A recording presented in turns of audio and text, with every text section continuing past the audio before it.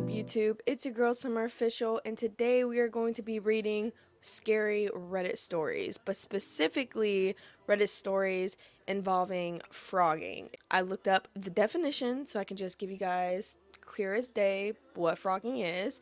And if you want to look it up, it's spelled like I'll put it right here. Okay. But let's see. So, what is frogging? So, frogging is the act of living in someone else's home without their knowledge. It might sound unconventional, but those who are struggling to make ends meet and are desperate need to change, it can be a lifesaver. Sorry. With frogging, you can live rent free, free with responsibilities, blah blah blah blah. Anyways, basically, frogging is where I think certain people do it for like a thrill as well. They'll go into people's houses, live in their attics or something like that. For some people, they get a thrill from living in someone's house without their knowledge. But it's super creepy, super illegal, and if anybody ever did that to me, they'd have something coming, to say the least. Okay. Oh, that was just itchy. Anyways, it is currently 8:15 in the morning. I've been up since like way too early, like 5 something. And yeah, I'm just super tired. But we're going to get right into this video. So let's go ahead and find these stories.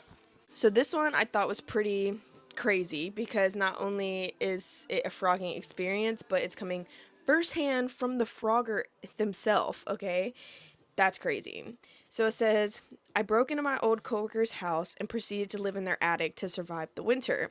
It started when I lost my job in 2020 and lived off unemployment. I lost my unemployment in early winter 2020 and had to move out of my apartment. I bummed around for a few days, trying to couch surf, but to no avail. And sorry guys if I'm like breathing heavy, you already know your girl's pregnant. It's hard to breathe. um Eventually, winter started getting more harsh, and I was getting desperate. In my desperation, I remembered an old coworker who lived in neighborhoods down the street. I went to the place a few times because our significant others were friends. They met at... Okay, so if they have a significant other, why didn't they just move in with them? That doesn't make a lot of sense. Never really liked either of them too much. Oh, but we'll call them both John and Jane. But back to the story. I remember where they kept their spare house key. When they were away from home, I checked and it was still there. So I made my way into their house. A rush of anxiety hit me as I made my way in. I was starving, but I was too afraid to get any food. I just grabbed a bottle of water and made my way into the attic. I proceeded to creep around, getting an idea of where the creaky boards were and where I could lie down. The attic wasn't cozy at all, and it was still quite cold. I bet it was. Um, it was also extremely dark. I, for some reason, imagined it would be brighter like Christmas Vacation movie. I shifted some boxes around and poked around for a blanket. I found a musty blanket that smelled like cat pee and made my bed in a pile of Halloween decorations and other BS. I waited until they got home. After several hours, I heard the front door open. Another rush of anxiety came over me. My heart was starting to pound in my chest. I also realized that you can't really hear anything through the floor like I expected. I assumed it was Jane, as I would sometimes hear her walk by singing to herself. A few hours later, John came by. John came home. I spent most of the time sitting completely still. I went to bed when they did.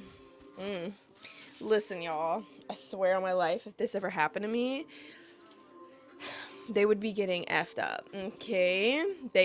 No, I'm too spatially aware to not notice somebody being in my house, you know what I'm saying? So, the next day I woke up and the sound of the front door closing. I put my ear to the floor to see what I could hear. I could hear Jane's voice talking to somebody.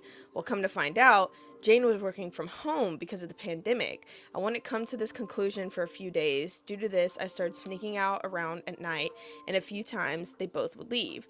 Most of the way I knew, most of the way I knew they would be gone was by copying down Jane's schedule off her calendar on the fridge. That's stupid to put that there. I mean, considering you think your home is safe, but still. Um, Taking the knowledge and the work schedule John and I had, I could get a good idea when they'd come home. I'm getting confused, but that's okay. Hi, baby. This continued for days, then weeks, then months. As time passed, I got more and more brazen, sneaking more food, getting close calls, etc. The closest call was when they came up to the attic to decorate for Christmas. If you remember, I had made myself a nook in the Halloween decoration, so I was confident they wouldn't find me. What? That still didn't make any of this any less scary. Also, John made a joke mentioning how awful it smelled up there, like onions and cat piss.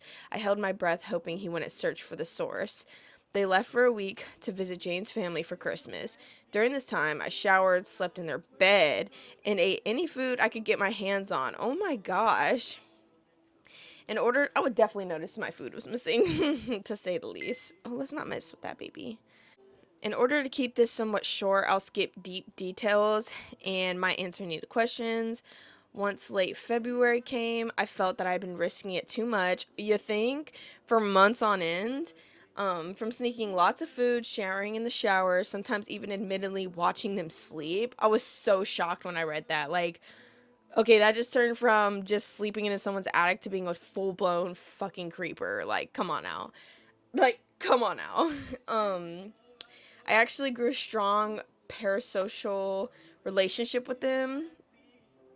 They didn't know you were there, buddy. They did not know. Anyways, and I still have some of their clothes and random items. Oh my gosh, I feel guilty for this, but time has passed and I feel comfortable enough saying this, but I would never tell them. I have since then started following them on social media and still watch them to this day. They have a beautiful baby and she's beautiful. Hell no, cut the crap. Cut the crap. That is crazy. Absolutely not. That's a big no. Okay. I thought this one was cool because this was about a pregnant vlogger. That's crazy. Just like me. Okay. So they named this story The Toothbrush Whisperer. I didn't think much of it at first. I was 6 months pregnant, nesting hard, filming cozy little vlogs in my bedroom. My days were filled with baby hauls, nursery setups, and late night cereal cravings. I was tired, hormonal, and honestly just trying to keep my peace. But then things started happening. It began with my toothbrush. One morning, I picked it up and it was wet. Not just damp, wet, like someone had just used it. I stared at it for a good minute, trying to remember if I'd brushed my teeth and forgotten. Pregnancy brain? Right. I tossed it and grabbed a new one. That was smart. Then the almond milk started disappearing faster than I remember drinking it. I blamed my cravings, but I also noticed little things out of place. My slippers moved, my phone charger unplugged, my cereal box turned around in the pantry. I joked about it in my little vlog. Y'all think my baby's already playing tricks on me? LOL. No. But my cat Nola wasn't laughing. She started acting strange, hissing at the hallway closet, refusing to go near the laundry room. One night, I was editing footage for my vlog I filmed earlier that day. I'd been talking about the baby names and sitting on the bed, and in the background, I saw it. A shadow moving. I paused the video, zoomed in, and it looked like someone had slipped past the hallway. Just for a second, I felt my stomach drop. I hadn't left the house. No one had been over. I checked every room, every closet. Nothing. That night, I set up my old baby monitor in my hallway. I didn't tell anyone, not even my mom. I just needed to know that I wasn't losing it. Around 2:13 a.m., the monitor picked up movement. I watched it in real time as the hallway closet door creaked open. A pale hand reached out, slowly pulled the door shut again. I froze. I couldn't scream, I couldn't move. I just dialed 911 and whispered, "Somebody's in my house." Then the cops came. They found him. A man had been living in my crawl space above my laundry room for weeks. He'd been sneaking down at night, eating my food, using my toothbrush, and watching me sleep. He had been following my vlog, learning my routines, blending into the background like a ghost with Wi-Fi. I moved out the next day, but I kept the footage, and now every time I post, I remind my viewers, check your closets, and if your toothbrush is wet, run. That's too funny. God dang, can these people stop blowing up my phone? Like, I've got a life, too, damn. Let's see. Okay, I like this one too. I think I have one more after this. Oh, so it says, this isn't really a paranormal story, but I remember it so well. I was young, maybe 10 or 11, and home alone after school. I was working on my homework upstairs when somebody rang the doorbell. Sometimes my friends down the street would come over, so I ran downstairs thinking it was her. Girl, check that window. Check the window. Y'all, I'm so tired. It's literally crazy. Anyways, so it says there was a window above our door and it was very high up. So usually I could stand on top of the stairs and look through to see who was at the door, um, at the top of their head. This time there's a man just looking through the window. It must have been 7 feet off the ground. He was eye line with it. He had a very round face and I remember a huge smile. Ew.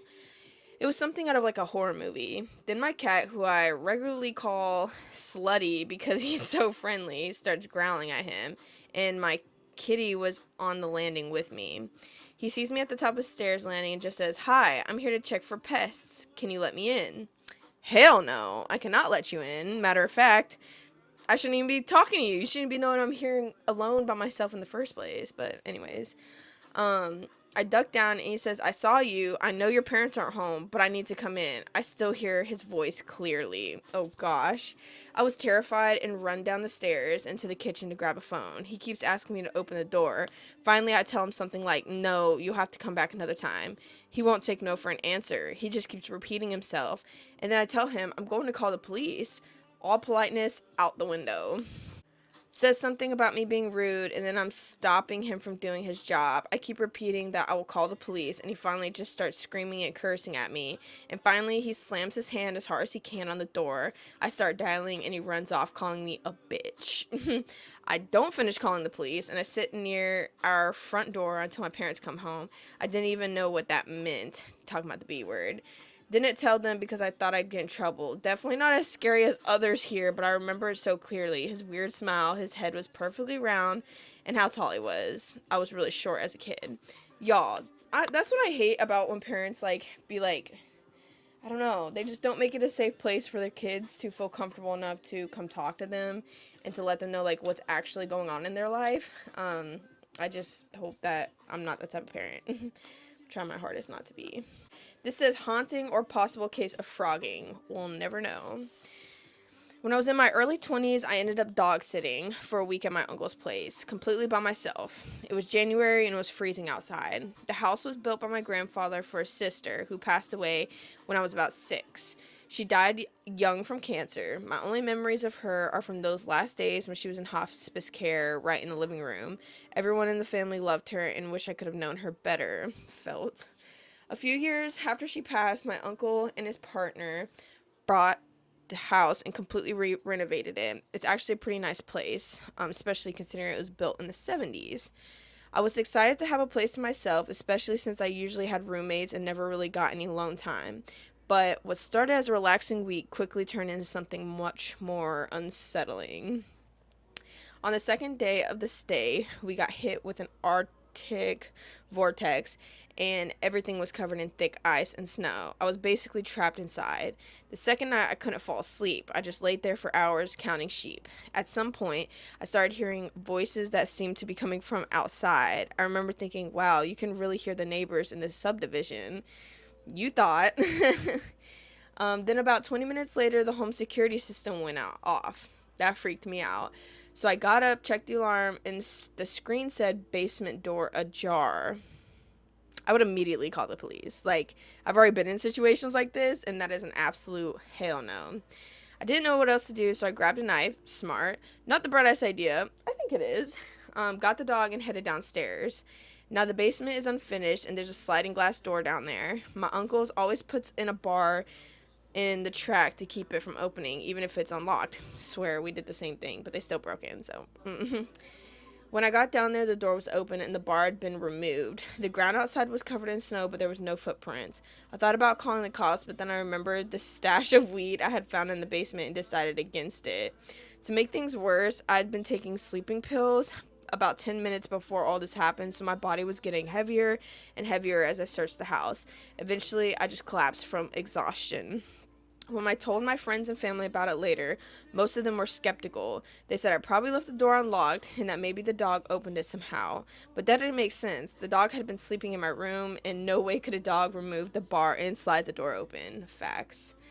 What really got me later was realizing that the door couldn't be opened from the outside. That meant someone or something was trying to get out. That made it even creepier. Oh my gosh, that's so scary. Anyways, that was just the beginning of the weird stuff. The next night, I was lounging on the couch watching movies when I heard a soft thump, thump, thump. Okay. It was against the side of the house. It sounded like someone was throwing a tennis ball at the wall. At first, I brushed it off as just the pipe settling in an old house, but then what happened on the opposite side of the house? Thump, thump, thump. The sound started moving around to different sides of the house, always in the same order and rhythm. That's freaking weird. It repeated this pattern 3 times before moving to another part of the house. This went on for about 2 hours. What? I was getting really frustrated and annoyed by the constant knocking. Then, just as suddenly as it started, it stopped. Over the next few days, I started noticing things being out of place. I'd set something down, and later it would be somewhere else. At first, I thought I was just being forgetful, so I decided to get more organized. Started closing doors behind me to make sure I wouldn't misplace things. I even laid out my work uniform and shoes on the kitchen table to make getting ready more easier. I should try that. When the ice and snow finally cleared up, I went back to work. That morning, I got up early, took a shower, and everything seemed fine. None of my stuff was out of place, and I was about to head out to the door. I saw my shirt and shoes at the table, thought, great, everything's here, going smoothly. But then when I bent down to tie my shoes, I reached for my shirt, and it was gone. She just said she found her shirt and shoes. She said I had just seen it and folded it and ready to go out the night before. Now it's missing. I started feeling crazy as I searched the house, getting more and more stressed about being late for work. Eventually, I found my shirt in the spare bedroom, crumbled up in a ball and thrown in the corner of my room, or of the room.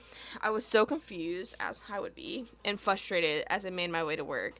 Later that day when I got back, I let the dog out through the basement sliding door, and as I sat inside avoiding the cold, I heard soft footsteps upstairs, moving from one side of the house to the other. I grabbed the dog and checked the whole place again, but of course, I found nothing. At this point, I started doubting my own sanity. I wondered if I was slipping into some kind of psychosis. The footsteps happened again the next day. On the last day of my stay, one of my friends came over to help me tidy up the house before my uncle returned. We were sitting downstairs while the dog was outside, both of us looking at our phones when I heard the footsteps again. My friend didn't believe me at first when I told her about all the weird things that's happening, but this time too, I decided to stay quiet to see if she heard it too. Suddenly, she looked up at me, wide, scared eyes. "Do you hear that?" she whispered. "There's someone up there," she said, pointing in the direction of footsteps as they moved from one side of the house to the other. Then she jumped up and said, "I'm leaving right now." I never felt so vindicated in my life after doubting me the entire time. She was suddenly terrified. When my uncle and his partner got back, I asked them if they had ever experienced anything strange in the house. My uncle's partner said he was once saw a woman in a white dress walking down the hallway. He also sometimes hears music playing from nowhere. He could have been told us that. Strangely enough, my uncle's dog never acted weird during my stay. If he had, it would have freaked me out even more. I still struggle to make I still struggle to make sense of what happened. Sometimes I wonder if there was someone secretly hiding in the house, living in some unchecked corner. Probably. I mean, that's what it sounds like. But then again, I don't think a person could have done some of the things I experienced. It's troubling to say the least. Have any of you felt conflicted after experiencing similar phenomenons? Felt like I was experiencing could be due to a person hiding rather than a haunting. Honestly, I almost want to believe that it was just a person, but if it really was someone behind all that, I'd be way more freaked out than if it was just a haunting. Facts. I would be way more freaked out for it being a real person, because I'm only scared of the real, you know what I'm saying? Like, not saying paranormal's not like real, because it is, and trust me, we're battling against more than just flesh and blood, but at the end of the day, they can't touch me. I'm a child of God, okay? But a person, they're crazy, okay? Like, crazy as hell. So that's gonna wrap up my video. It's already been like 30 minutes. I'm still tired. I gotta get dressed for work. I got like 20 minutes left. But thank you guys for watching, and I'm probably gonna do more of these. I just gotta find good Reddit stories. It was really hard to find some for some reason. Like, a lot of people were just like making comments on other people saying you should read this book or that book, and it was not what I was looking for. But that is okay, because we have more yet to come. So, anyways, thank you guys for watching. Don't forget to like, comment, and subscribe, and I'll see you guys next time. Bye!